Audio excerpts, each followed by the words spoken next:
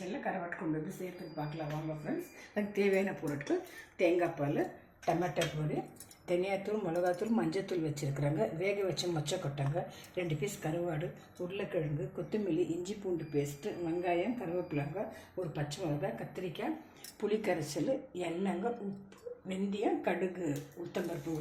இப்போ எப்படி செய்யறதுன்னு பார்க்கலாம் வாங்க. எண்ணெய் ஊற்றிக்கலாங்க, வெந்தயம் போட்டுக்கலாங்க, கொஞ்சம் கடுகு போட்டு வெங்காயம் போட்டுக்கலாங்க,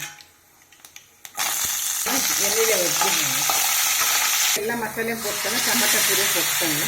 இப்போ தேங்காய் பால் ஊற்றிடுறாங்க. அப்புறம் புளி கரைச்சலும் கருவாடும் போடுறாங்க. புளி கரைச்சல் கொஞ்சம் ஊற்றிக்கலாங்க. அதோட கொஞ்சம் ஜாஸ்தி கருவாடு, கொஞ்சமாக கருவாடு போட்டுங்க, கொத்தமல்லி போட்டு கொஞ்சம் கொதிக்க வச்சுக்கலாங்க. குழம்பு கொச்சு ரெடி ஆகிடுச்சுங்க ஃப்ரெண்ட்ஸ். ஆடி மாதம் வந்ததுனால நீங்களும் இந்த குழம்பு ட்ரை பண்ணுங்கள் ஃப்ரெண்ட்ஸ். உடம்புக்கு நல்லது. வெதர் வந்து இந்த சேஞ்ச் ஆகிக்கிறதுனால கொஞ்சம் கருவாட்டு குழம்புலாம் சாப்பிடுங்க ஃப்ரெண்ட்ஸ். தேங்க்யூ ஃபார் வாட்சிங்.